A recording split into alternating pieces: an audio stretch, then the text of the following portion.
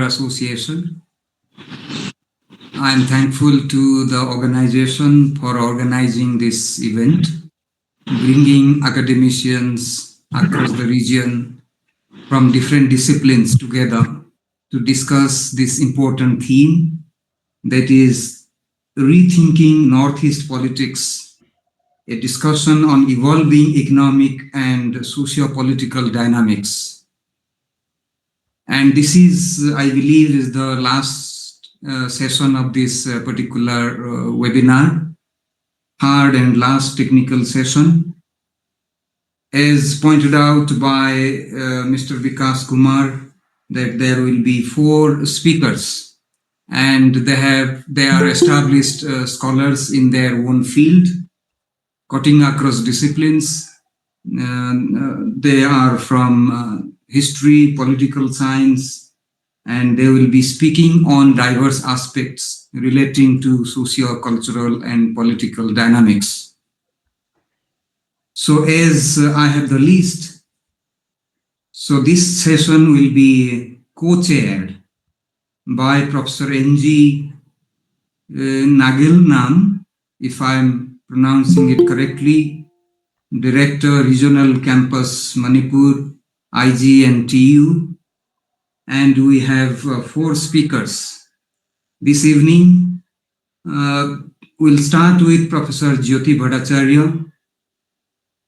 Madam is currently the Dean, School of Social Sciences, Assam, and she is from the discipline of political science. She will be speaking on unrest in Bangladesh, implications for Northeast India, very topical, very contemporary topic. Then the second speaker will be from Sikkim, and she is Professor Veenu Pant, currently head Department of History, Sikkim University. And we have Professor H. Sudhirkumar Singh, Professor in History, Central University, Manipur. He will be bringing historical perspective to our discussion, and he will specifically be speaking on rereadings and decolonization in Northeast India. Then we will have a paper that is about the political dynamics in the context of Assam. Will be presented by Dr. Vikas Tripathi, Associate Professor, Department of Political Science, Guwahati University. He will be speaking on that recasting Hindu civilization and the BJP's dominance in the context of Assam. So the session will be assisted by different moderators. As the list is given to us, I could see Dr. Himanta Kumar, Postdoctoral Fellow, ICSSR, Center for Russian and Central Asian Studies, IGNTU, Sakhi Singh, Research Scholar, Faculty of Education, BHU. Then reporting will be done by Rimli Kalita, Research Scholar, Rajiv Gandhi University, Arunachal Pradesh, Mrs. Asa Rajpurohit, Assistant Professor, Government College, Sailana. So as we go along, since we have 4 papers to be presented, so roughly I think each speaker will get around 20 minutes to present. Then if we can have discussion after that, we'll see that. Before I hand it over to the speaker, first speaker, our Madam Joyati Bhattacharya, I would like to present some of the basic aspects when we talk about the issues in Northeast India. You know, while we talk about socio-cultural, political issues, and that too, when we talk about evolving process, we must keep it in mind, or we must not forget that when we talk about Northeast region, sometimes we tend to homogenize the process. Instead, Northeast should not be seen as a homogeneous entity. There is enormous diversities, socio-cultural, political, So a lot of diversity within that, we should try to understand the various aspects which are relating to the Northeast. Another important aspect that some of the scholars have tried to explain that in their writings. When we talk about Northeast region, we must be clear about the dichotomy between the state and society. We might have 8 states, but we have numerous societies. And we must not confine to analyzing these states. We also be talking about the societal aspects. Each state can have various societies, as we are aware of that Northeast is home to the various ethnic communities, various tribal communities, and both peasant society and tribal society coexist here. And you also see that they have their, each ethnic community has its own aspirations, social, political, cultural aspirations, which are expressed through various, in forms of various articulation of their identity. And when we talk about socio-cultural and political dynamics, we know that emergence of identity ethnic politics in Northeast India, various forms of social movements which have taken place, and we also have seen changes that are taking place at level of institutions, at the level of organizations. So these changes are also need to be taken into the ambit of analysis when we talk about the issues in Northeast India. Besides that, we also see that there are changes taking place in terms of land use pattern. We also see the changes both at the structural level and also at the cultural level. And we also see the changes that are taking place in the political structure. Here you can find the coexistence of the political, traditional political structure as well as modern political institutions. So when we talk about all these issues, we must take all these aspects when we try to make a analytical link and the organic link between theoretical aspects that we talk about, conceptual aspects that we talk about, with the empirical situations. When we can establish that organic link, then we'll be able to understand the issues much more comprehensively and much more systematically. So with these few words, as I could see that we have 4 interesting papers to come up. So now I would request Ma'am Jyoti Bhattacharya from Assam University, Silchar, to speak on the aspects relating to the changes that are taking place in the context of Bangladesh and the implications all these changes will have in this region. So now I would request Professor Jyoti Bhattacharya to continue with her presentation. Very good evening to all of you. Actually, today I have a very busy schedule given the fact that there was a workshop going on in our department on practical politics. And the resource persons consisting of some of the members of parliament, etc., had visited. And just right now, I could actually manage to come out of the university. So actually, that is, so very briefly, I will talk. This is a very sensitive issue that actually requires an in-depth discussion. Any resident of Northeast India, because why did I actually promptly become ready to, although I have a national seminar of my own 1 week later and I am awfully busy, but actually still I just readily actually decided to pick up that topic Because you know that for any person who is a resident of Northeast India knows that how important it is for the people of Northeast to have, particularly for the people of Northeast, to have a cordial relationship, at least some kind of professional relationship with Bangladesh. Because Bangladesh, the strategic importance of Bangladesh for Northeast India is huge. Because Bangladesh is the lone country that can actually connect Northeast India to the mainland India.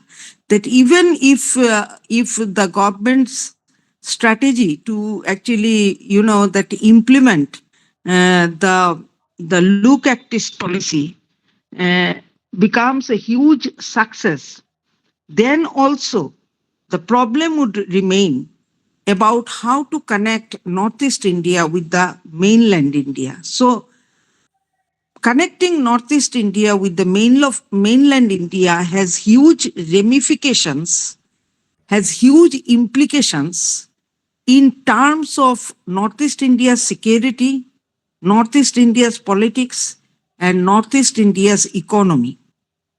And many perhaps would be knowing here, some may know that for with Bangladesh, most of the time we did not share a very cordial relationship. Although India played a decisive role in the liberation of Bangladesh, despite the fact that India is one of the first countries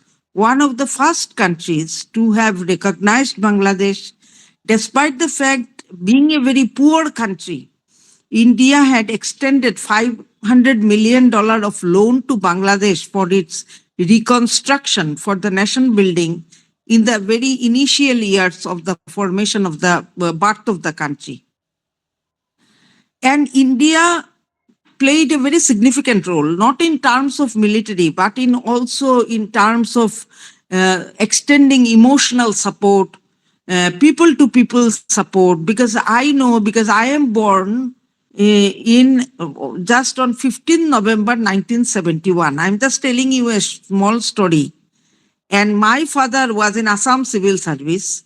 At that point of time, he was posted there in Karimganj, which was actually was quite a volatile place, because from Karimganj, actually all operations of Indian Army was taking place during that time. Indian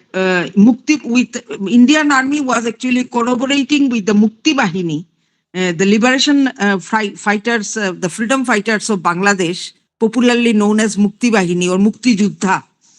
The Indian Army was actually collaborating with them. From Karimganj was the headquarters. And my father, incidentally, at that point of time, got transferred to Karimganj, and he was in charge of the control room. The people in Karimganj had, what I have heard, have a lot of emotion about Bangladesh getting liberated. Am I audible? Yes, ma'am, you are. Okay, so the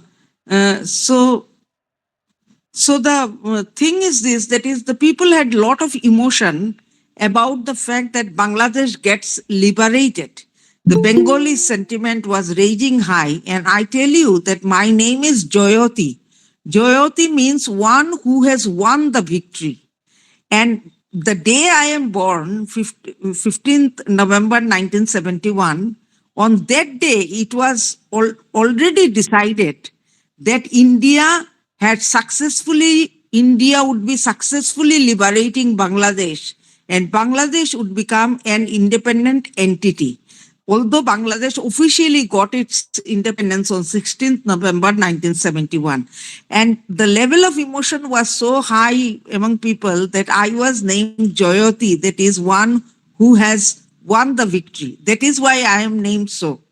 So the thing is this, that despite the fact that the people, the people have a lot of historical memories there in Bangladesh. The people, there is a deep historical and cultural link between the people of Bangladesh and the people of certain places of India.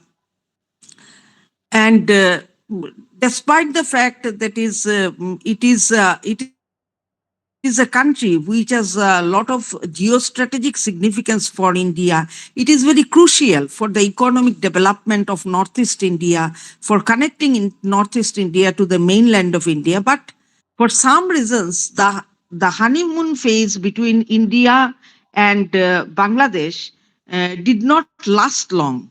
It did not last long. Eventually, it actually, that is that with it was fluctuating. It was fluctuating. India's relationship with Bangladesh is like was like two arrogant lovers who actually come together, and then again they fight and they fall apart. So it was like that. So whenever the Awami League government comes to power, the relationship between India and Bangladesh improves. And whenever the Awami League goes out of power, the military rulers come, military rule comes in, or the Bangladesh Nationalist Party comes in power. If you look at the relationship has actually turned very worse and sometimes frozen. So, and India, for despite its all good intention of evolving a very friendly neighborhood, for multiple reasons, I am not going deep into this, that India has failed to evolve a kind of neighborhood that would have been best for it, or that it would have been expected from its younger partners in its periphery or neighborhood. As a result, what happened, that is, Bangladesh, India could not reap as much dividend from Bangladesh, particularly with vis-a-vis Northeast India, nor Bangladesh could, because Bangladesh, if you look at the geography of Bangladesh, then Bangladesh has no option but to cooperate with India. But Bangladesh also could not reap as much the dividend that they could have by having a very good bilateral relationship with India, free of the egos, free of this, the historical baggage and everything. But unfortunately, it did not happen like that. So what I'm actually, but last 10, 12 years, if you see that Sheikh Hasina government perhaps that come to power in 2007 again, since that time actually, India's story with Bangladesh remained consistent till the last year, 5th August. And it continuously it improved towards betterment. It improved towards in actually both the countries have in a sense realized the mutual benefit of having a very good bilateral relationship with each other, and both the countries, setting aside their personal differences, setting aside some small differences in which the countries of South Asia have mostly remained boxed in, suppose India and Pakistan, because Pakistan has never become ready to talk with India beyond Kashmir. So if they could have for some time sidelined the contentious issue of Kashmir, then perhaps India-Pakistan relationship also in trade, commerce, etc.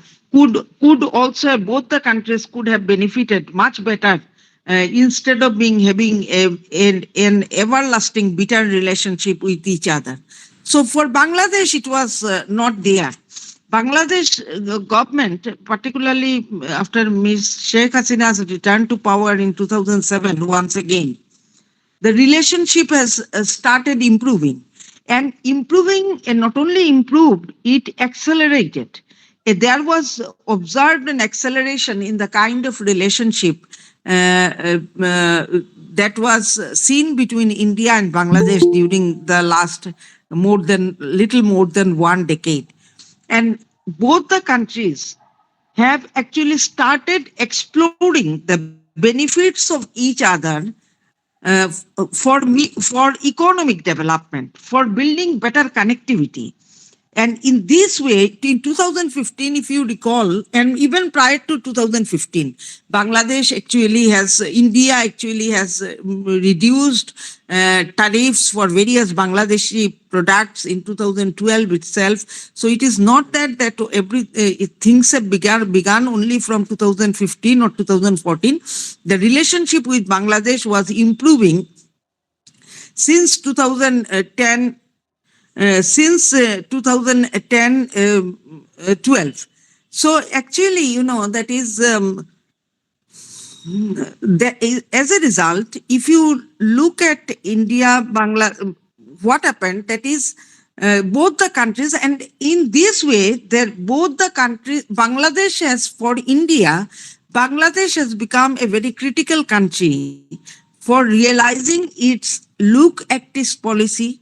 And at the same time, Bangladesh has also taken advantages of, because Indian government, if you, in 2017, India government had extended a $2 trillion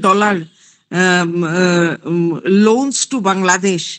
Then again, the government of India for infrastructure development, for development in education, for development in health, etc. If you later in 2021 or 22, Bangladesh government India government had again extended a $1 trillion loan to Bangladesh for its development.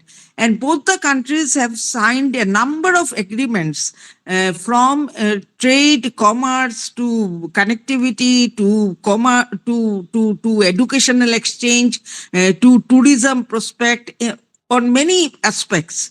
So eventually the thing is this, that the relationship was improving very steadily.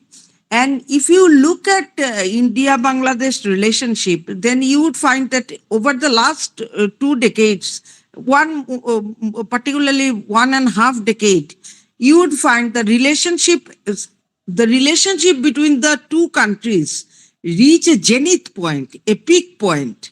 So in a sense, India-Bangladesh relationship was reaching that zenith point from which it has fallen. Had it been so, this incident would have taken place earlier. That is when India-Bangladesh were, that is very apathetic to each other. The two estranged partners who were not looking at each other. Then actually the things would have been different.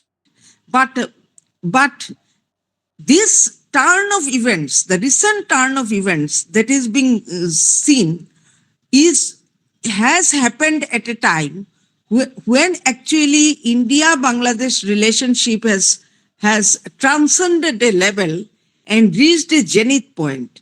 And from there, actually, the Sheikh Hasina's ouster, I am not getting into the detail of, that is, what were the circumstances that actually compelled Sheikh Hasina to leave the country, what had been the politics of behind her leaving the country in some such ignominious, dreadful and disgraceful manner.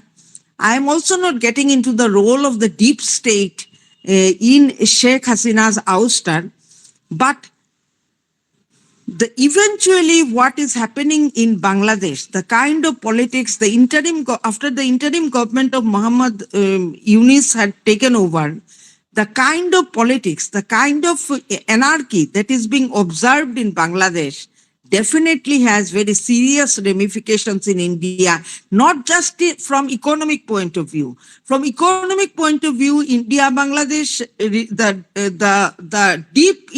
sudden dip in India-Bangladesh relationship has definitely very adversely affected the trade and commerce, particularly vis-a-vis the Northeast India, because Bangladesh is very critical and is a very important country for the development of Northeast India. You need Bangladesh to actually build up the bridge with Northeast India, to connect Northeast India with the mainland India, and to turn this region in a regional hub with Bhutan, Nepal, and the Southeast Asian countries, etc. And many of the major players now, actually, you would find that the international major players have been playing a key role in Northeast India, be it Japan, be it the United States, etc. Because of the fact that the Northeast India provides that prospect of turning this region into a regional hub, and also to reach out to the countries of the East and the other East and the East per se. So the thing is this, that is, the larger question remains, that is the the student leader who led this movement. He against Sheikh Hasina, he declared, please pardon me because I'm failing to recall, because as I told you that I did not have the time to actually think about this lecture. I'm busy, going through very busy schedule, and right now also I'm delivering, somehow managing this lecture. So the student leader who led the movement, who actually recently formed a party. Yesterday, the Army General of Bangladesh had given a statement that if some such kind of lawlessness prevails, then army is watching keenly, and if some such kind of lawlessness prevails, then army will be left with no other option but to take over the power. Am I heard by? Is there anyone other way? Is there any people other way? Yes, of course we are there. Okay, so the thing is this, that is, so this is the thing, actually, that is, that has, to a certain extent, so the issues are, the situation is grim, and there are issues of very serious concern for India, and particularly for Northeast India, because that how Northeast, because Northeast, it is true that the insurgency, the law and order situation in Northeast India has improved steadily over the last few years. Manipur is an aberration, but the thing is this, Manipur exception justifies the rule. Manipur actually, that is you can say the indicates the internal simmering that continue to exist, and it would take some more time to go. So if for any reason the situation in Northeast India deteriorates, the law and order situation in Northeast India deteriorates, because Bangladesh used to be a favorite sanctuary, hub of shelter for the terrorist organizations that nurtured and were groomed in Northeast India. So that so it is a very significant significant issue of concern for the leadership in India, and as well as the leadership in the states of Northeast India, to see that what kind of ramifications the situation in Bangladesh has in the security of Northeast India, because the Northeast is Bangladesh must actually, enough is enough. The situation in Bangladesh must come to a kind of, that it come to a halt. Otherwise Bangladesh would turn out to be a failed state, would turn out to be a rogue state, which would be a very big security threat for India. Because if you have a neighbor like Bangladesh, where actually the borders are being very artificially drawn, even I can show you some borders where the kitchen is in Bangladesh and the bedroom is in India. So this red cliff line drawn on the map is a very artificial and irrational border, and in the border is porous also on many places. So under some such circumstances, the economic loss is taking place because the border huts, the contemplated, that is the idea of opening of border huts that was contemplated is in jeopardy right now.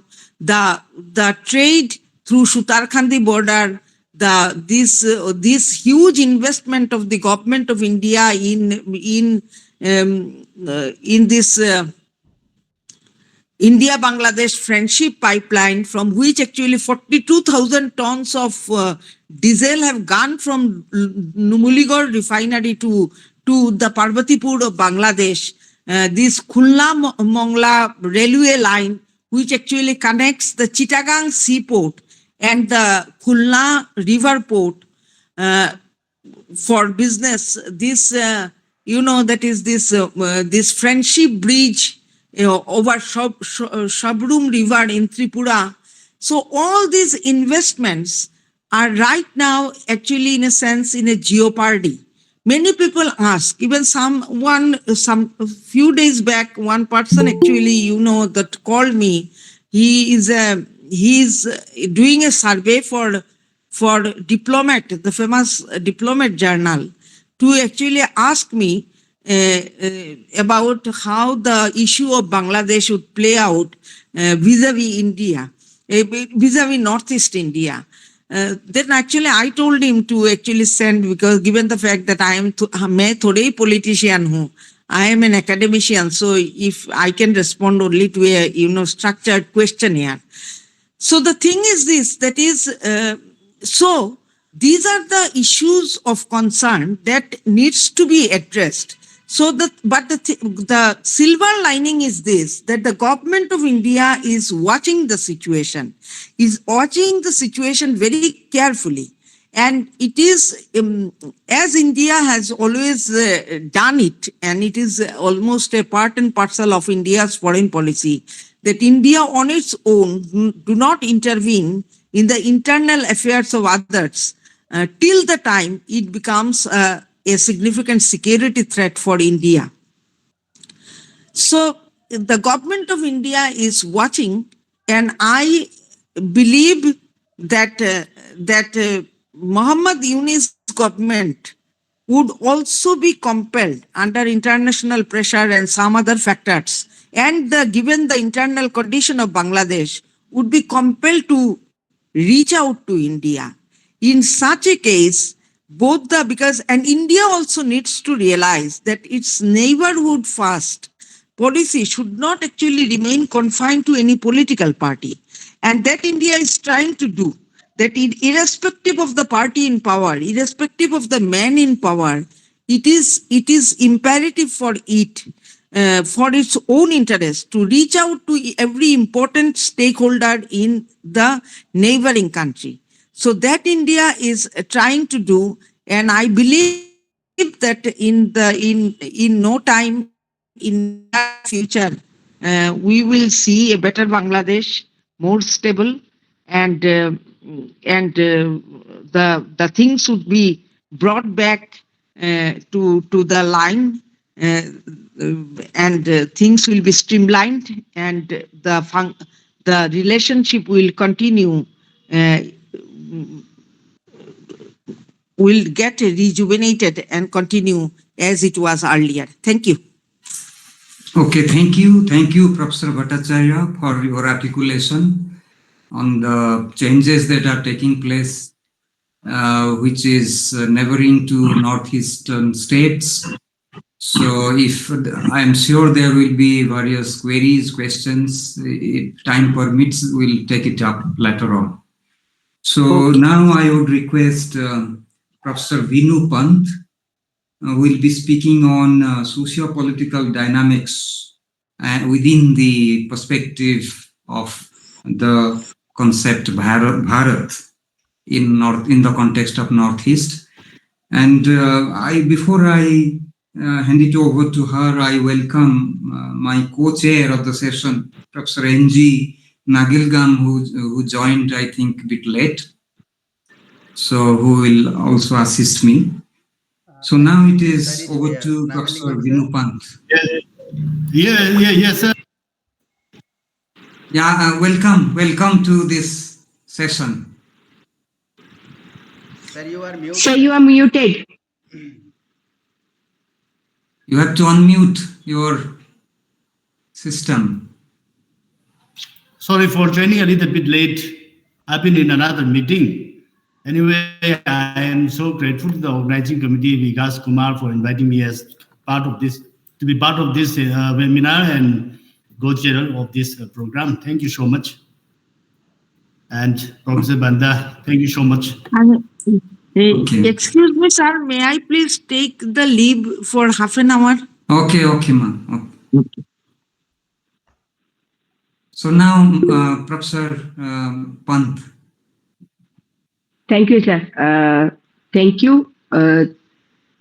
सभी को नमस्ते और इस पूरे forum को धन्यवाद कि इन्होंने इस तरीके का एक कार्यक्रम आयोजित भी किया है and they have provided the research scholars a chance to listen to all the academicians coming from different areas of research. My topic today is socio-political dynamics in Northeast India and the idea of Bharat. As Joyati ma'am said, actually even I was continuously traveling for last few days. So, and yesterday till late evening I had a class and I've just rushed back from a class of mine to join you people. So, but I'll be speaking from some of my observations and my experiences in Northeast India and the socio-political dynamics that I've been witnessing over last few years. See, Northeast India, as it is often said, especially, sir, in your field, the sociological field, that it is a melting pot of tribes. And as a researcher, I can say that roughly around 200 different streams of tribal communities can be traced to this area.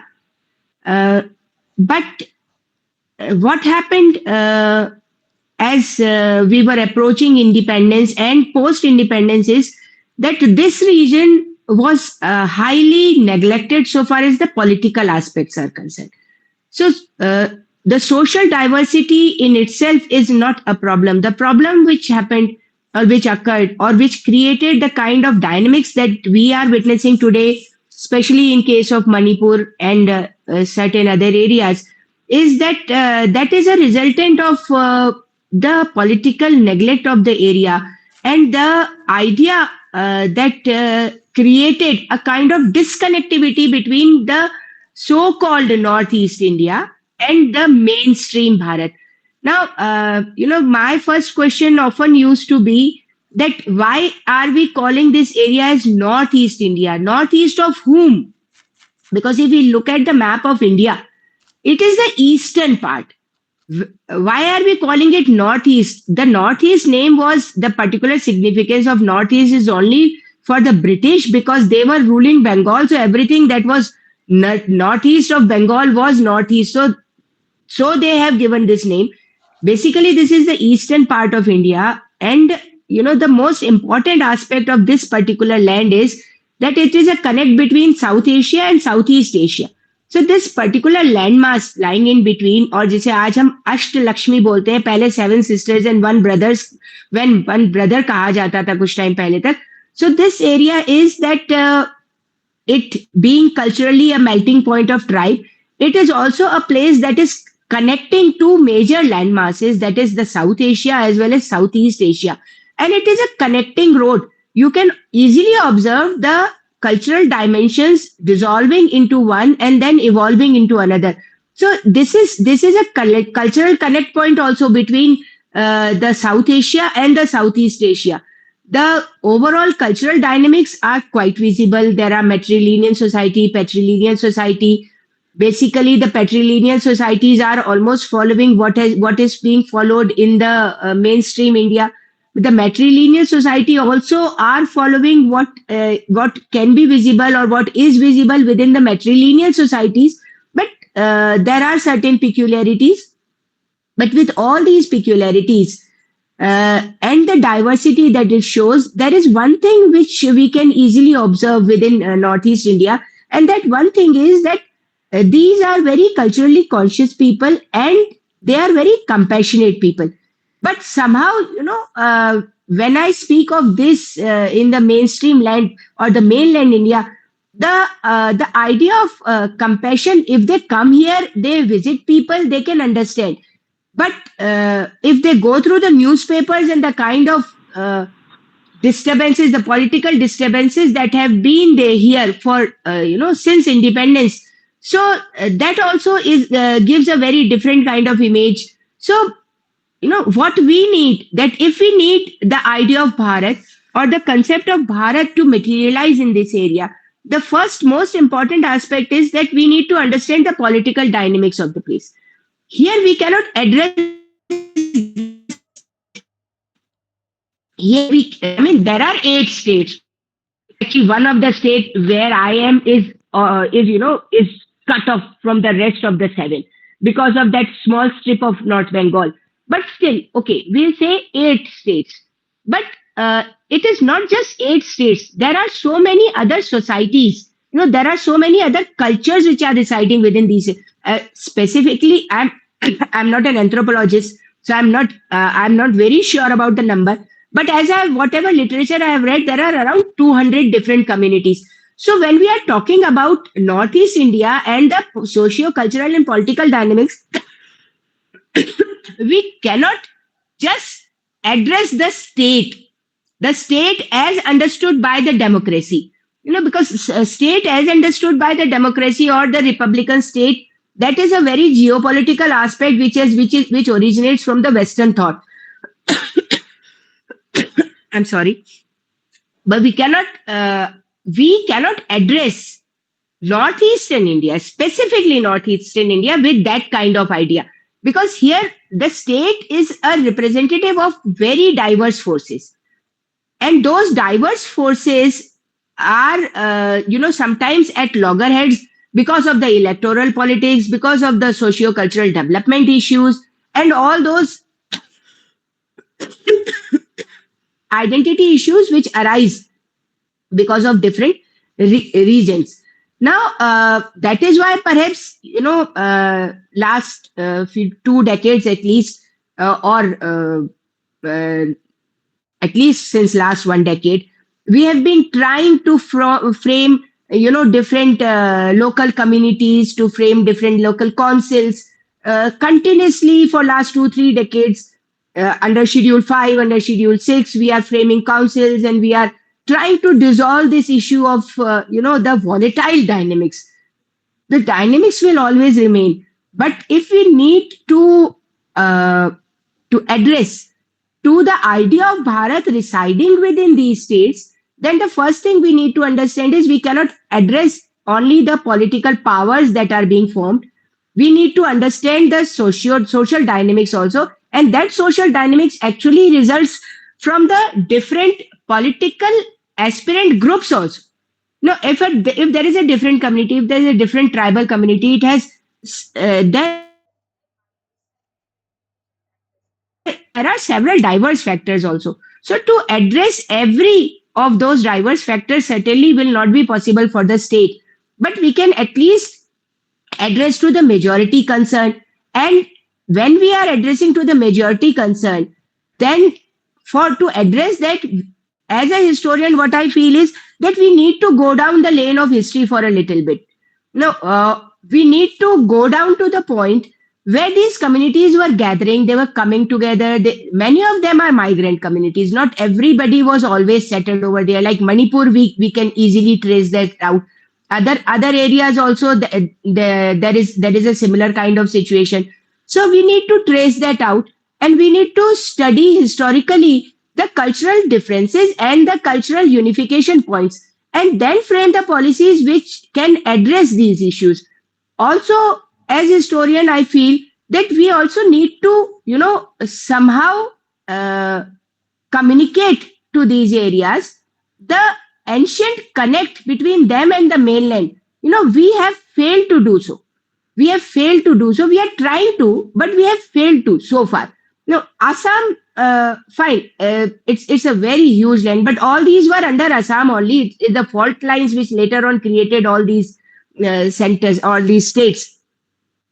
So, not Assam under politically, but because of the British issue of unifying everything. So, we need to address to this issue also, that they need to be communicated, that their diversity in culture, their diversity in socio-religious practices, it is a part of the beautiful tapestry of the diversity of the idea of Bharat. That is what Bharat represents. So they are a part of Bharat. Until and unless we are able to address to this particular issue and we are able to carry forward this message, and that has to go through, various historical researches will have to be conducted, and not just history, it has to be a multi-dimensional research where a historian, all of them enter at the same point, at the same field, and we can actually assess the past, and through the past then come towards the present and address all the issues that are creating the kind of diversity, and that are creating the kind of dimensions that are more disturbing the peace and the stability of the area, and taking the whole thing away from aligning to the idea of Bharat, then becoming a part of the Vrihattar Bharat or Bharat. And that is all I would like to submit today, sir. Thank you. Thank you, Professor Pant. You have brought in an important aspect, that is the importance of diversity in the context of Northeast India. In fact, Northeast, the diversity is its strength. You have in terms of linguistic diversity, in terms of ethnic diversity, cultural diversity. So in a lot of different festivals, different food practices. So Northeast is known for its cultural diversity, social dynamics. So it provides a lot of issues and a lot of ideas for the intellectuals, academicians to examine, to articulate, to analyze diverse aspects of the Northeast India. So it's also a challenge for social scientists to understand the evolving process and dynamics and various issues that unfold. So thank you. You have brought in that important aspect. We are Thank from you, sir. different disciplines. Despite disciplinary boundary, we try to look at from multidisciplinary perspective. So that is what is needed actually. Right now, we need to understand the dynamics and the diversity through multidisciplinary aspect, because one particular discipline cannot address all the issues. So if we That's put our heads together, probably we'll be able to create a better future. That's right. So now we'll move on to our third speaker, Professor Sudhirkumar Singh. He's a historian and from Central University of Manipur. And I think Professor Singh will give us an historical account and colonization, decolonization, and the text. I hope that he will present us a textual narratives, how the write-ups have been, historical write-ups have been on colonizing literature and thereafter decolonizing literature. And he will try to locate Northeast within these writings and give us an historical account. So we look forward to your presentation. So now it is over to Professor Singh. First of all, I'm grateful to the organizing committee, particularly. Am I audible, sir? Yes, sir, please. Because am I audible? Yes, you are audible. Okay, so I'm grateful to the organizing committee, particularly Vikas, for extending me this one invitation. And in the meantime, also, it is indeed a matter of privilege for me saying something in this academic session where The session is being chaired by an eminent sociologist. It is indeed a privilege for me that I have known Professor Panda a long time back through his writings, but this is my first interaction with Professor Panda. It is indeed a great privilege for me, sir. And sir, another tragedy we have is that all the programs are conducted simultaneously towards the end of the academic year. This is the problem we have. So similarly, for the last 15, 20 days, I have been always on the move. Right now, I'm also on the move. So I'm not comfortable. I'm not properly stabilized. So what I intend to say is that permit me to take a little time in the form of sharing some of my ideas on the topic of my proposal, but without not much concrete points to substantiate, because I do not have paper, I do not have any write-up with me because I'm on the move. But anyway, those points which are very crucial to the understand of Northeast India from a perspective of colonial knowledge production, and how we can think of generating a new perspective of writing the history of Northeast India. This is the central concern of my presentation, sir. See, what happened is basically I'm a student of history who has been trained in the scientific historical methodology. And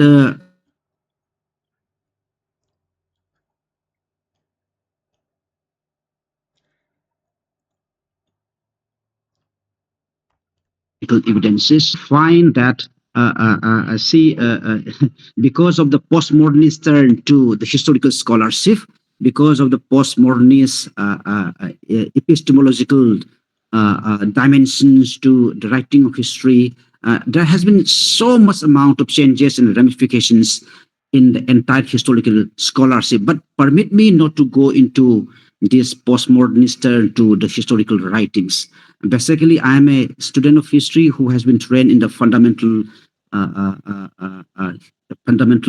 historical methodology, with a strong belief that history has to be written based on the historical evidences and historical facts. See, my deliberation, which can be in the form of extempore space, can be broadly dissected into four broad interrelated sub-themes. First, let me briefly spell out the whole imperial ideology of, I would say, colonial knowledge. I would say colonial knowledge production. Second, let me briefly share with all the learned scholars how this colonial knowledge production can be linked up to the emergence of a very important discipline called anthropology, which has been developed in the anthropological, in the ethnographical knowledge setup, and in the meantime also how this colonial knowledge production led to the emergence of a kind of dominant historical tradition in Northeast India, which we call it colonial historiography. And in the third sub-theme of my deliberation is how this colonial knowledge production that has linked up to the colonial historiography led to a kind of contemporary issues in the Northeast India. And last but not least, the theme would be how we can think of writing a scientific history of Northeast India alternatively on alternative historical methodology. See, without going into the details of the colonial knowledge production, we could say that there are different, I would say, strategies of the imperial or colonial administration in Northeast India, even for that in India also. And then I do not say that this has been said, this has been opined by all the historians, that one very powerful medium where British could rule India, for that matter, Northeast India, for a long period of time is through knowledge. Through knowledge. And then it is also very interesting, very stimulating to study and understand what a great historian, T.R. Metcalf, has talked about the ideology of the Ras. So here, knowledge plays a very important role, not just to legitimize British colonization in India, but also to the longevity, strengthening of British rule in India, for that matter, in the Northeast India also. So, see, what happened is that if we look at the British imperial policies in Northeast India, without going into details, the first imperial concern was strategic importance of the Northeast India. And second, we find that this has been largely dictated by their the economic potentials and, for that matter, trade avenues of the Northeast India. So they were much, it was English East India Company was a commercial body interested in the maximization of the profits. So what happened is that they were very much concerned about the economic potentials and the trade avenues of Northeast India, in addition to their strategic importance. So what happened is that there is a need for colonization of Northeast India. So in this effective way of colonization, what comes the importance? The importance comes about the knowledge which needs to be generated on different people living in Northeast India, on different tribal communities living in Northeast India, on different indigenous communities living on India, and on different cultures of the different communities living in Northeast India. So we find that Professor Panda must be knowing that a series of ethnographic journey has been initiated by British colonial administrators in the form of knowing, understanding the different communities, different people, and different cultures. So in this context, we will find that a plethora of excellent ethnographic works carried out by many British administrators turned ethnographers. You can say P.R.T. Gordon, Playfair, J.P. Mills, Hutton, T.C. Hudson, and so forth. Permit me not to cite all these ethnography reports. So these ethnography reports about the people, not only to understand about the culture of different people, but also the basis premises for effective colonization, which is based on what we call it colonial modernity. If we study all this ethnographic knowledge production, you will find all the ideas, all the imperial ideologies of colonial modernity, white man's burden, classification of the world into two zones, one, the civilized West, and uncivilized non-European world. So concepts of natives and concepts of the rule, also British colonization was based on the production of a kind of knowledge system which is based on the differences. And these differences has been used by colonial administration to legitimize their rule. So interesting point is that this colonial knowledge production has led to the emergence of what I said, anthropology. Permit me not to go into details. And it has also led to a kind of historiographical development in Northeast India, which we call it colonial historiography, which is full of colonial judgments, full of colonial biases. The interesting point is that all these colonial knowledge productions are precisely meant for their own colonial administrative expediencies.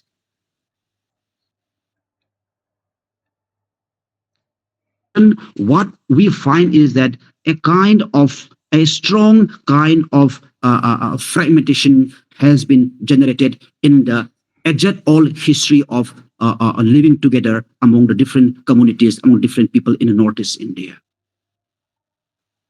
What we find is that if we look at both the written sources, if we look at the unwritten sources, Northeast India, what happened is that with the exception of Assam, where we have Burunjis, with the exception of Manipur, where we have chronicles, genealogies, and different kinds of manuscripts, and with the exception of Tripura, where we have Rajmala as chronicle texts.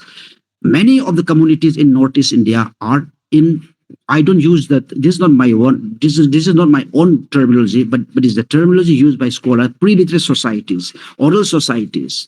So different communities, maybe literate societies or pre-literate societies, they have their own histories, maybe in written form and maybe in the unwritten oral text. If we digest critically, line by line, all these available, both written and unwritten sources, we will find a, a romantic picture where all the communities have been living together in organically, in symbiotic relationship with the relation of mutual interdependence. This is the beauty culture of different communities living in Northeast India, but this has been fragmented in the colonial knowledge production. A simple, very powerful medium is the census report. Census report has completely destroyed this organic relation, symbiotic relation between the different communities, people living in the Northeast India. But an interesting point is that we, the modern people who have gone to the higher institutions of the learning, had also been exposed to what we call it Western academy. And my personal feeling is that we are living in an independent country for more than 75 years. But if we look at the syllabus structure and the curriculum structure, I feel that there has been an element of colonial legacy also. My feeling is that the system of education here in India has colonial legacy, slightly disconnected from our own history, slightly disconnected from our heritage, slightly connected from our social values. So we know that even say National Education Policy 2020 itself is an attempt to make the higher education in India globalization, internalization, but deeply rooted in our traditional ethos, traditional value system, history, and culture. So the idea is that we have been, the trend of historical writing in Northeast India has been substantially based on the colonial archives. I am not negating, discrediting colonial knowledge production. They have played a very important role in the building of the knowledge, but we should also, we cannot simply accept the colonial knowledge production. There is, in history we call external criticism, internal criticism. See, we should clearly see authenticity and reliability of this colonial knowledge production. We should ask many questions about the production of this colonial knowledge production. So what happened in contemporary Northeast India is that we find, Professor Panda must be knowing, emergence of ethnic politics, ethnicization, and we are living in the age of all kinds of ethnic politics in Northeast India. And my feeling is that this has been, I would say, related to what we call it colonial knowledge productions. We, in the meantime, also should see our cultural past. So lastly, my simple suggestion, simple logic or simple consideration is, why not we come up with the history of Northeast India based on its own indigenous sources. As I have said, in Assam, we have good number of Burunjis. In Manipur, we have got good number of indigenous sources. We have got we have got royal chronicles. We have our genealogical account. We have different manuscripts. We call it Puya. In Tripura also, they have their Rasmala and different sources. In addition to, we have a huge number of oral sources. Why not we use all these sources scientifically with a scientific treatment, and why not we come up with a fantastic form of writing Northeast India vis-a-vis colonial knowledge production. Thank you, sir. This is the small point I would like to share with you, because what happens is that once again I have to go for another program, social program. So this is a small presentation with indication of some of the important themes which I would like to share with all of you. My request to Vikas is that Yes, sir. Yes, sir. offline. See, very interesting to see you. It's very interesting to say that you have congregated all the potential scholars working on Northeast India, not online mode. You organize next time offline mode, and it will be a creative way of understanding Northeast India. Thank you very much. Thank you very much. Thank you, sir. And when I have called to Professor Sudhir, sir, we want to organize one webinar on the online mode. So, sir has told me that why you are not organizing this in the offline mode. So I have told to sir that sir, we have not enough infrastructure and also the support of the great personalities. Sir had told me next time when you will organize such kind of program, then I will provide everything to you. So come in Manipur, and after 1 2 months, you come Manipur, and you will come Manipur, and I will provide the guest house and all the facilities to you, and you must be organized this program in the same topic on the offline mode. So thank you so much, sir. Thank you, sir. Thank you, Vikas, and thank you, Professor Singh, presenting to us the critical reflection of colonial writing and the importance of knowledge production and importance of our own indigenous knowledge production system that will bring out new insights which need to be highlighted. So, using this colonial historiography, historical methods that you have tried to point out the limitations in the colonial knowledge production. Professor Panda. Yeah, please. One small point. I am not a good historian. I am not a great scholar. But for the kind information to our young scholars, I have two small books, two small books. One is called Ethnography in Northeast India and surrounding areas. It is published from a Guwahati-based publication house. You must be knowing DVS. And another book I have is called Ethnography and Historiography in Northeast India from Asiatic Society, Kolkata. So those of young scholars who are interested to know a little bit about the deliberation I made, some ideas can be generated from these two books. But permit me to say that I'm a small scholar. Thank you, sir. Thank you, sir. Yeah, that is your modesty. So, ethnography has its own significance. Even today, in the context of Northeast India, ethnography studies have been carried out, and in the subsequent course of time, that it will also be carried out, which will bring out many kind of new insights, understanding different societies. So now we have the last presentation, and it will be presented by Dr. Vikas Tripathi.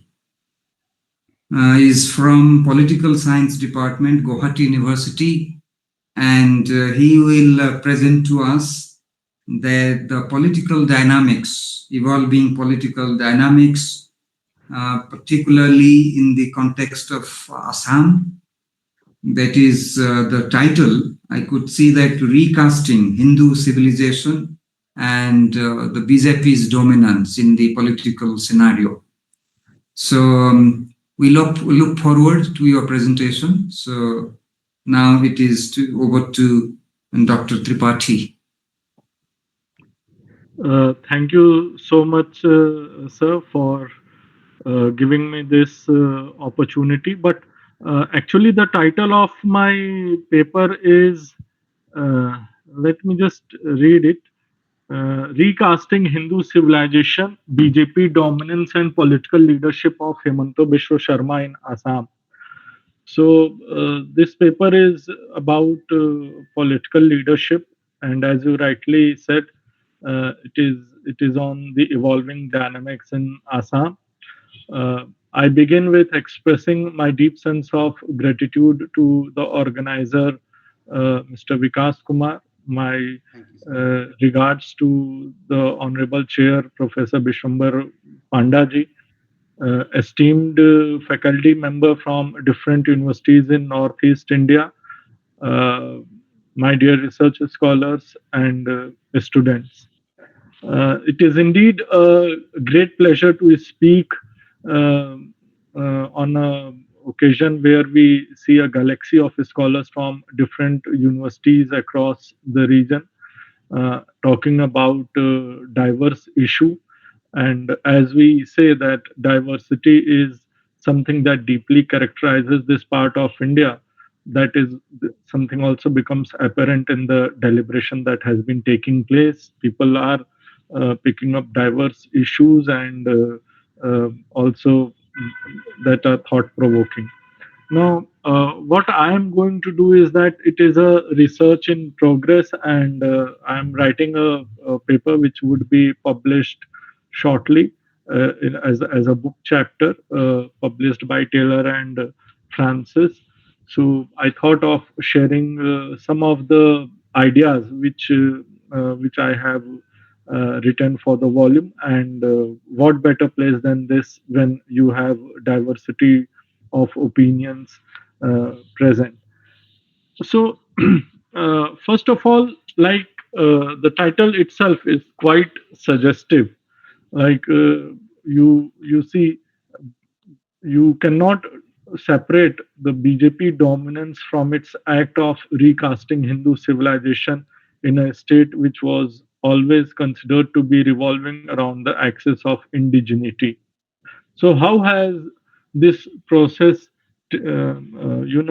become so strong that it characterizes as a trend in the state, and why do we see a different shade of leadership?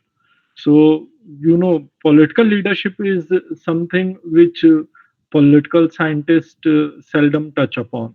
If you look at the latest volume on politics in India, authored by Sumit Ganguly, the Oxford Handbook to Politics in India, it has a chapter on political leadership, authored by Professor Ashutosh Kumar from Punjab University, and he he laments the academic neglect of the study of political leadership in India, uh, and I also agree with his assertion. When I started studying political leadership of Himanta Biswa Sharma, so I could see uh, scant engagement with this particular aspect. And what is most perturbing in this regard is that political leadership is is supposed to be a very attractive area of academic engagement. You see, uh, uh, because political leaders have played a very crucial role in shaping of democracy and in making political ideas, vision, and issues an integral part of every person's life. You talk about any political issue, and you would take name of a political leader.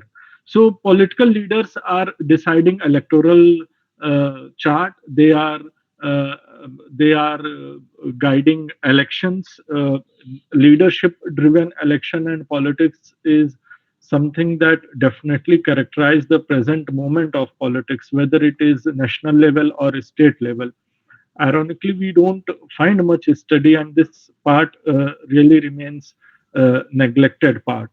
Uh, Particularly in context of Northeast India, leadership was not uh, engaged seriously. So I would not be going detail into this particular aspect of the reasons for this particular neglect. But what I also want to make one caveat that what I mean by political leadership is only the institution of prime minister and chief ministers in this paper, and that has a very important connotation, because when we talk about political leadership and confine our focus only to the institutions of prime minister and chief ministers across the states respectively, then we definitely set certain boundaries in defining political leadership.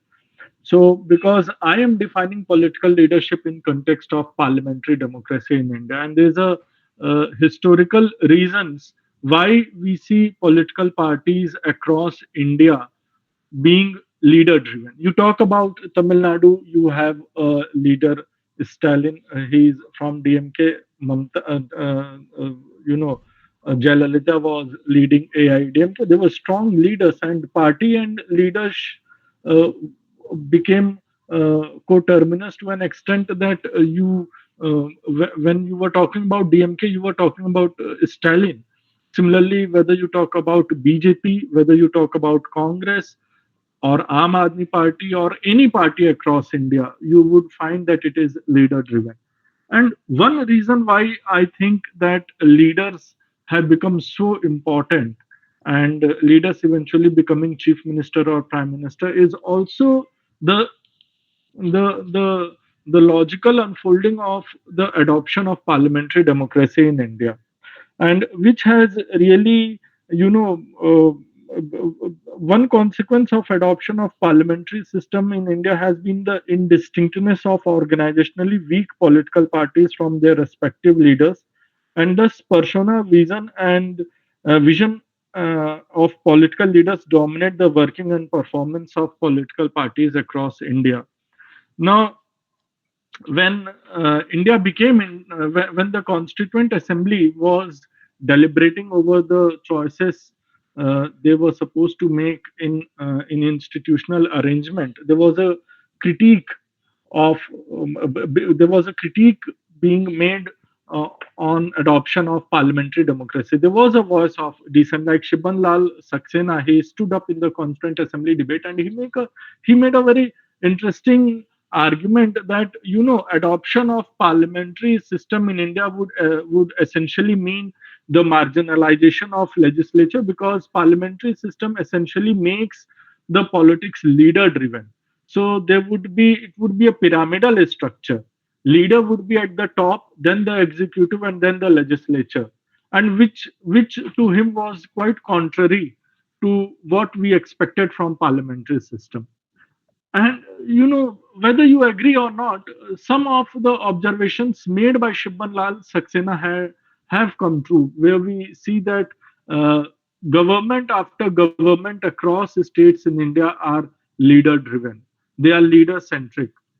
Even the policies and politics are around the persona and personality of leaders.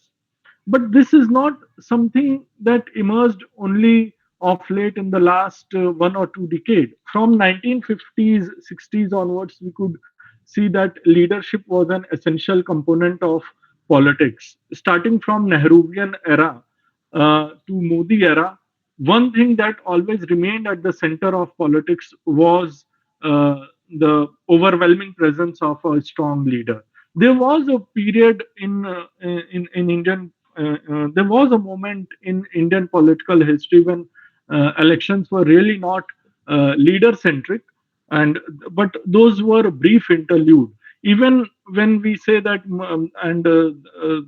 there are arguments that Manmohan Singh was a weak prime minister, but if you look into the way 2009 Lok Sabha election was fought, it was fought on the personality and Indo-US nuclear deal forced by the then government. So leadership was an essential component, and today, so it is mostly about leadership. But you know, one thing that we of course neglect is the states. How states have become mini presidential system. How states, across states in India, you would find that there may be someone from Madhya Pradesh. How Madhya Pradesh was something Mama driven. Shivraj Singh Chauhan was the chief minister for such a long period of time. So this dynamic relationship of institutional setup, personality and outlook of political leaders, and the political culture of any state. The complex interplay between these three vital factors needs to be studied deeply, and we need to understand the role of political leadership, because we are only looking at the effect. We are not studying the cause. We are only looking at how BJP is pursuing its politics of recasting Hindu civilization and creating a dominant party system in a state like Assam. But we are not studying the leadership of Himanta Biswa Sharma, for instance. There are now few papers, like I was studying, there are papers now on Mamta Banerjee. There's an interesting paper, but uh, overall we see scant engagement. Professor Ashutosh Kumar has written on Nitish Kumar. There are one or two engagement with Mulayam Singh Yadav. Mayawati has attracted some engagement, but as they still lack research paper. Who are the people engaging political leaders? Most of them are either journalists or political commentators, or from history background, who are trying to engage political history of any state, and in arranging the political history in chronological manner, they are they are arranging the tenures of chief ministers chronologically, and that has happened in case of Assam also, where some for instance engagement with political leadership by by by historians and journalists has to do with mapping political history of the state. So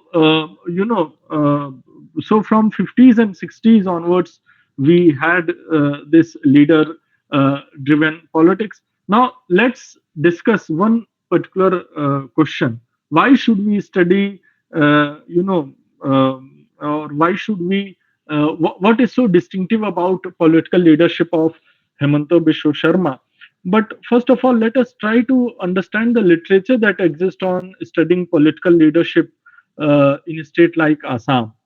So, if you see, most of the leadership studies in context of Assam are either biographical in nature, or authored by journalists, or as parts of project studying political history of state by historians, journalists, and political commentators. Though there are some notable exceptions, and these exceptions are minor. They do not characterize the trend. So there was some engagement with writings of some of the political leaders, some political scientists in 80s, some remarkable works in 50s and 60s touched upon the leadership aspect, like a very famous book that most of the historians, sociologists, and political scientists study by Amlendu Guha, Planter Raj to Swaraj, has section on Gopinath Bordoloi. Nirod Barua also wrote on Gopinath Bordoloi. Mirnal Talukdar has written on uh, tenure of different chief ministers. The only chief minister who has, been engaged a bit systematically by political scientists in a in the pattern of writing research article or research work is the political leadership of Gopinath Bordoloi. Other than that, Tarun Gogoi's leadership attracted some engagement, but mostly from journalist. He wrote his own autobiography, and but in political science, the trend was really started by V. Venkat Rao and Neeru Hazarika, who studied the political uh, history of Northeast India in 1983. Then Kunjo Medhi did some, and these were not very deep engagement. They were, like I say, one aspect of their study. The systematic, focused engagement with leadership was still missing. And this lack of scholarly works come also in the way of studying leadership of Hemanta Biswa Sharma. Though, like I say, that journalists and historians, particularly those studying contemporary history, are giving some references to his leadership style, but not it has not attracted much academic engagement. And why do we really need to study this particular leadership style? Because BJP, as you know, was really uh, a fringe party in a state in which it was considered as a fringe. So before 2014, BJP was a marginal player in this state, and the rise of Modi in Indian politics was a push factor for BJP to experiment its politics more deeply, systematically, and focused manner. adopting a state by state approach, and wherein Assam became the gateway for BJP to rest of states in Northeast India. So it was, and it is not that BJP had not tasted power in these states. BJP had, tasted power in Arunachal Pradesh and Nagaland. BJP had some presence in Manipur, but uh, BJP as an aggressive player, BJP as a party which is about pursuing an ideological agenda, which is about nationalization of party system in the entire Northeast India, was something new, and in that sense, Assam played a gateway. And when HBS HBS means the abbreviation of Himanta Biswa Sharma. So when HBS was inducted in BJP, shortly after that he was made convener of NEDA, and this was an informal alliance structure meant primarily for two reasons. And uh, and the leadership of HBS was quite instrumental in this regard. The first was that they have to contain the vote split of vote split of the party, the principal opposition party contesting against either the regionalist or the Congress party across states in Northeast India. And the second was to gain legitimacy in its pursuit of expansion in Northeast India. And thus it forced alliances with most of the regionalist parties, and most of the regionalist parties and the BJP, they could understand one thing, that if they come together, they could contain the split. And BJP had one major objective, that it wanted to keep Congress out of power in these states. So it was even contesting the regionalist parties with whom it formed government eventually. But these alliances were to keep Congress out of power. So it fought against NPP, and then it forced alliance and formed government in Meghalaya. And that is true about many states. Even in Assam, BJP fought against AGP in Panchayat election, and then they came together, because that was a very strategic move, and that's where the leadership style about, because the HBS was a former Congress man, and that's where we need to study the how the leadership is how his leadership has been a very crucial factor in creating and consolidating a dominant system across states. And though these dominant system has various shades in different states, BJP is not equally strong in all the states in Northeast India. So for instance, in Arunachal Pradesh, Tripura and Assam, you can see a kind of strong BJP pitch. But if you go to Manipur, Nagaland, Meghalaya, BJP is not as strong. In Sikkim, again, BJP is strong.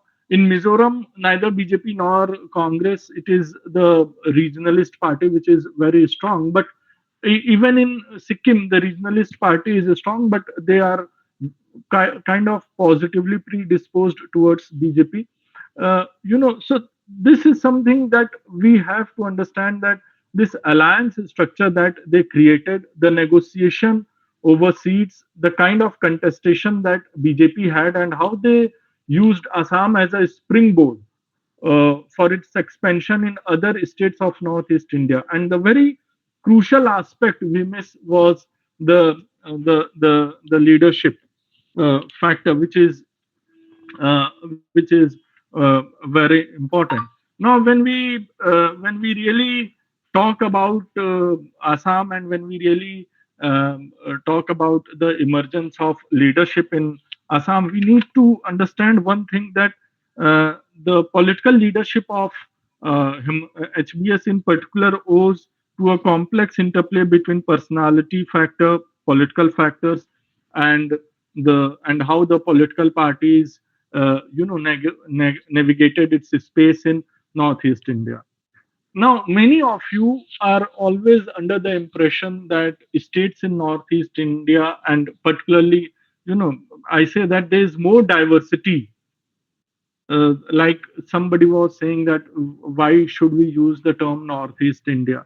And this blanket category of Northeast India is also complicated in one sense because it assumes the uniformity and linearity of politics across states in Northeast India. In fact, if you see, there is a deep diversity of state level politics. Assam is Assam may share some similarity with its bordering states like Meghalaya, Mizoram, Arunachal Pradesh, Nagaland, and Manipur, but it has its own uniqueness. And one of the very important, intriguing factor of how leaders like HBS or Tarun Gogoi became so important or instrumental in shaping up politics in a state like Assam is the nationalization of party system. Contrary to common perception, Assam always remained a very deeply nationalized state. Sorry, not we should not use very and deeply together. Assam remained a deeply nationalized state in terms of party system. It from 1952 onwards, you would see that Congress, a national party, was a very strong player in the state, and so barring the exception of uh, two governments in 85 and 96 respectively by AGP led by Praful Mohanto, all governments in Assam had been led by a national party. Congress dominated, then Janata Party had a brief interlude, and then AGP came, then Congress came, and now the BJP for since 2016. So so we need to, when we are talking about leader like HBS who had three who had whose initial who has a more than 3.5 decade of political experience, and he's a young political leader. If you match by Indian standard, he's a young political leader, but deeply political one, in a sense that he started his political career quite early in his life. So by 1990s, he was at the center of politics, though he became MLA only in 2006. After that, he became a minister. So when we talk about the Congress system in Assam, leaders' ability, and this particular context was very important for leader like HBS to make his presence in party like Congress. You know, emergence and consolidation of political leadership in Assam depended on three crucial factors. So long as Congress was a dominant party, first was the leader's ability to retain an independent social base. Second was his or her proximity with party high command, right? And third was the factional politics in the state. Now, factionalism was something which was rampant across tenures. It is for the it is something that needs to be studied. In 50s and 60s, political scientists were studying factionalism, but now there is a scant engagement with even factionalism. So these three factors were quite pertinent to study political leaders. And if you want to study HBS, you have to have some understanding about how Hiteshwar Saikia functioned or Tarun Gogoi functioned, because HBS basically came from the Congress system. He came and he had negotiated his space in the Congress system, and that had to happen by understanding these three crucial factors, that you need to create your own independent social base, you need to have a proximity with party high command, and you need to have a faction of your own. And if you follow these three factors, you would see how, like Hiteshwar Saikia and Tarun Gogoi are quite different from Himanta Biswa Sharma in one respect. Hiteshwar Saikia and Gogoi were roughly belonging to the same generation of political leadership, and they both entered into Congress by trying their, by trying their wings in the Youth Congress.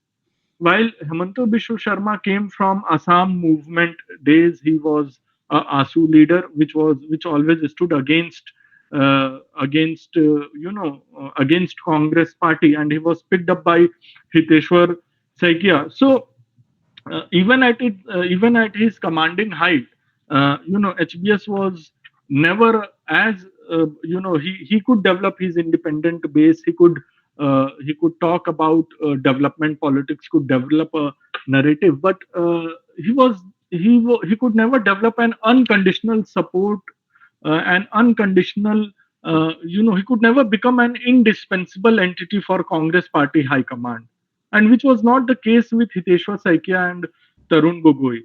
They, they could, they could, uh, they were indispensable for the Congress party. Gogoi is again a remarkable leader of Assam, who is understudied. So, in that sense, HBS can be considered as what Ashutosh Kumar calls a new generation of political leaders as the disruptor or political entrepreneur.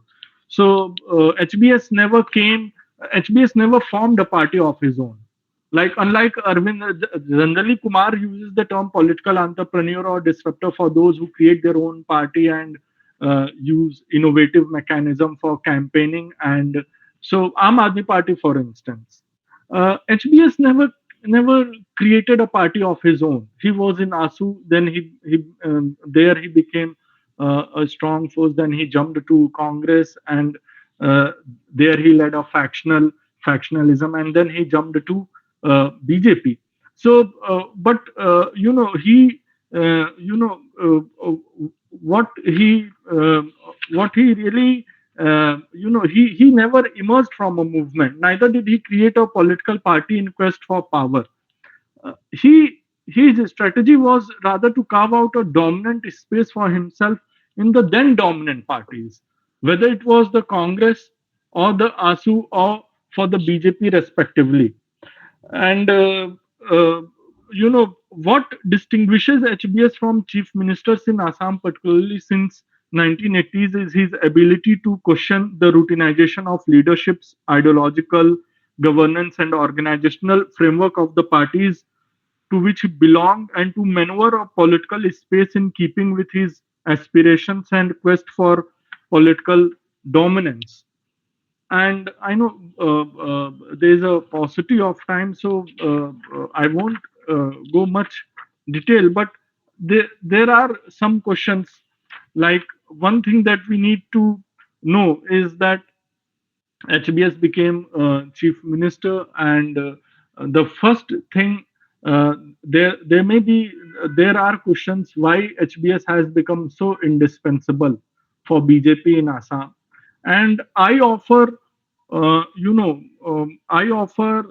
some factors which are mutually reinforcing and deeply interrelated, and which are really responsible for why HBS has become indispensable for BJP. But it also makes you understand why even HBS cannot have an independent existence apart from BJP, because there are scholars or commentators who say that what if HBS defect to other party or form his own party.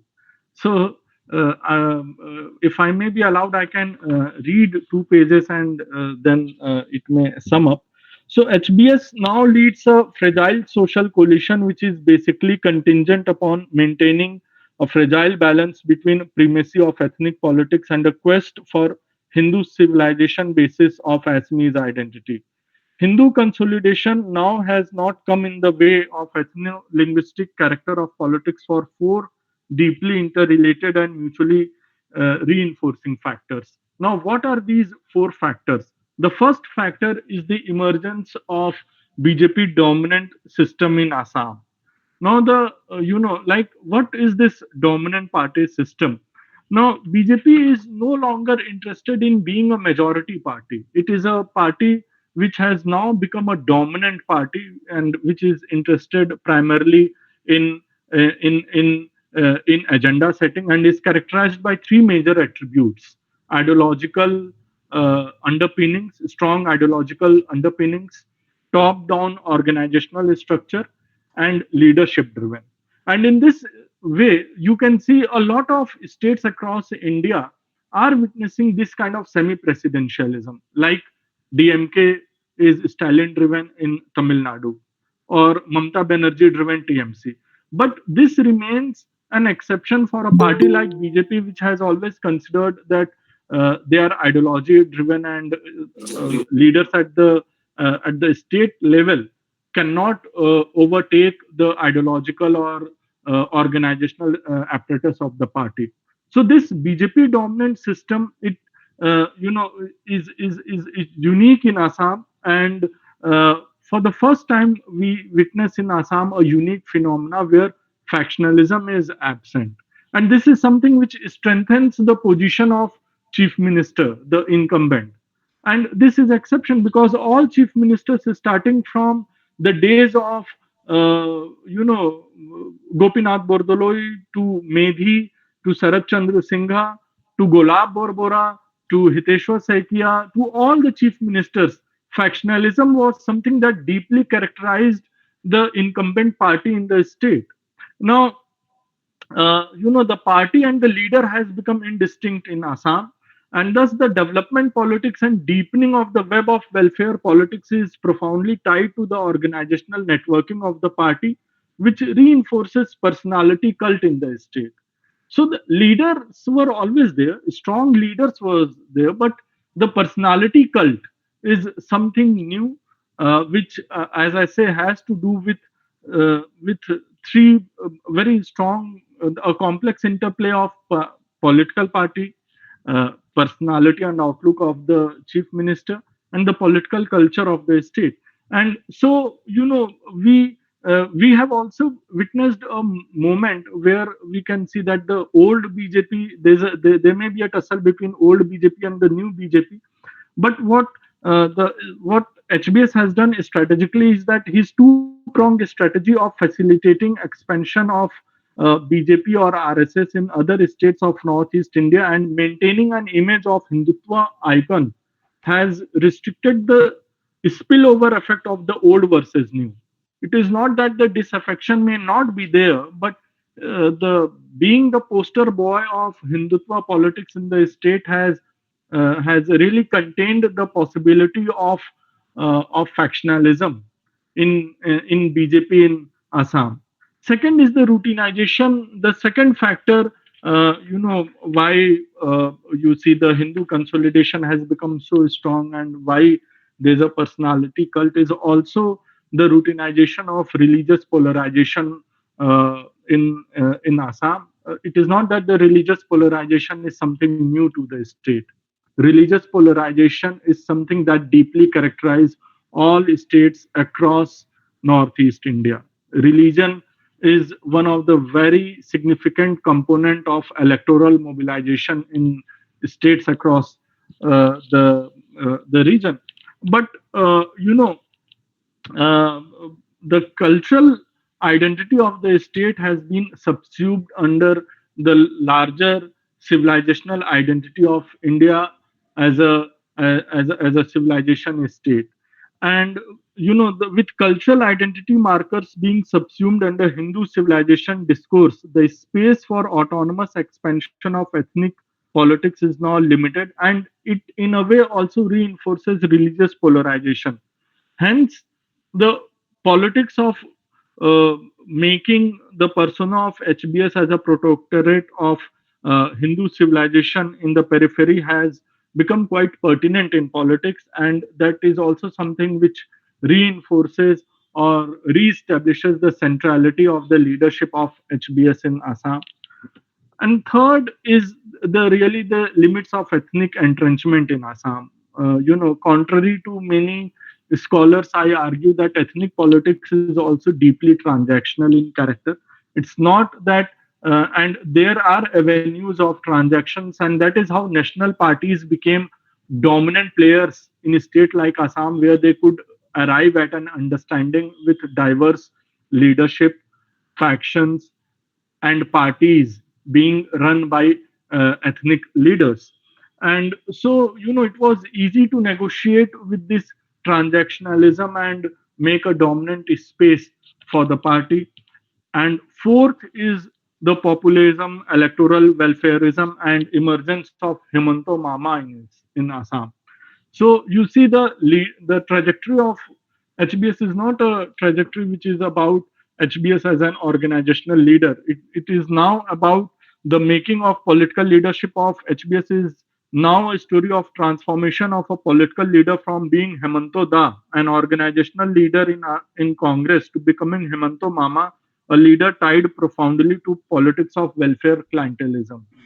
So this transformation is something which is welfare delivery, the job creation, and everything is tied around the leadership, the persona, and the cult of of HBS. So this electoral welfareism is something which is which is making the personality cult a more strong trend in politics. So if we have to conclude, many may ask, what is the prospect of the political leadership of HBS? And I conclude with this statement: the prospect of political leadership of HBS would eventually depend upon crafting a balanced act between the national narrative which BJP espouses and the regionalist politics of Assam that remains both fluid and open.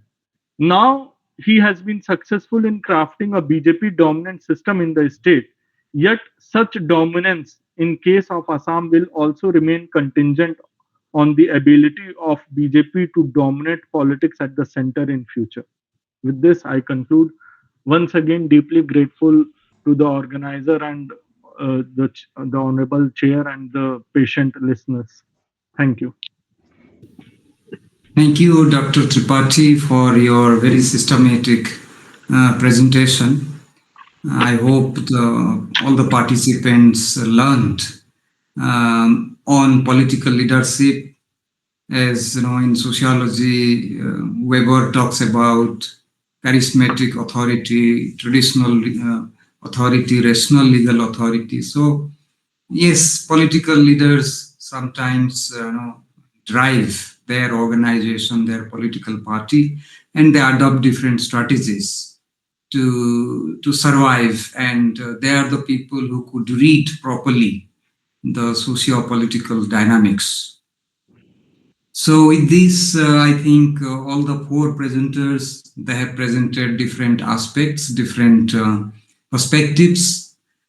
So that shows how diverse is the Northeast in terms of issues, in terms of perspectives, in terms of ideas.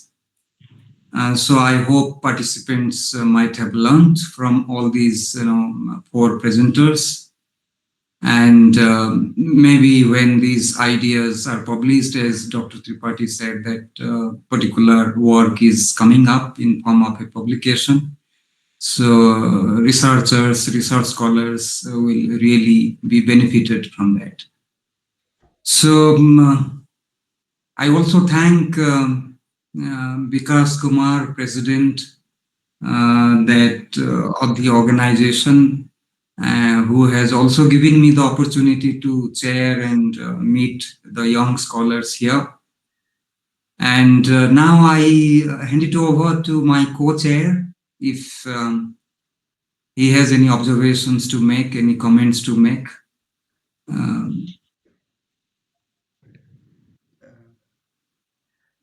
Yes, sir. Professor Ngalengnam, sir.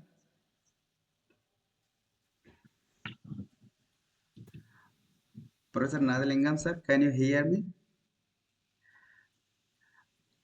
I think sir has already told me that sir, he has some important meeting with the vice chancellor. So, so shall we wind up? Or most of the speakers are not here, I think.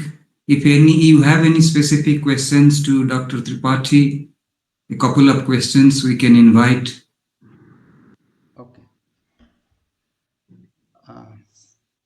So participants, if you have any queries and doubts, so you can ask to sir. Anyone have any queries?